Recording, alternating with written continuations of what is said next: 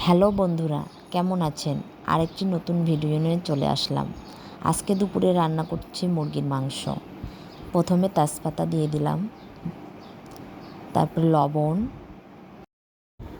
তারপরে হলুদ দিলাম, আদা বাটা দিলাম, জিরা বাটা দিলাম, রসুন বাটা দিয়ে দিলাম, পেঁয়াজ বাটা দিয়ে দিলাম।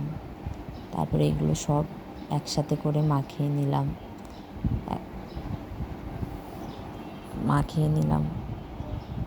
গুঁড়া মরিচ দিয়ে দিলাম। চুলায় ফ্রাই প্যান বসিয়ে তেল দিলাম। তেলটা গরম হলে জিরা ফোড়ন দিয়ে তেজপাতা দিয়ে দিলাম। একটু লাল লাল হলে পেঁয়াজ দিয়ে দিলাম। একটু নাড়াচাড়া করছি। নাড়াচাড়া করে লাল লাল করে ভেজে মাংসটা দিয়ে দিলাম। মাংসটা দিয়ে একটু নাড়াচাড়া করব। নাড়াচাড়া করে একটু ভাজা করে নেব।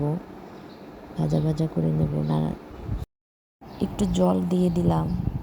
জল দিয়ে এখন ঢেকে দেব। একটু ঢেকে দেওয়ার পরে একটু কষিয়ে নামিয়ে নেব মুরগির মাংস।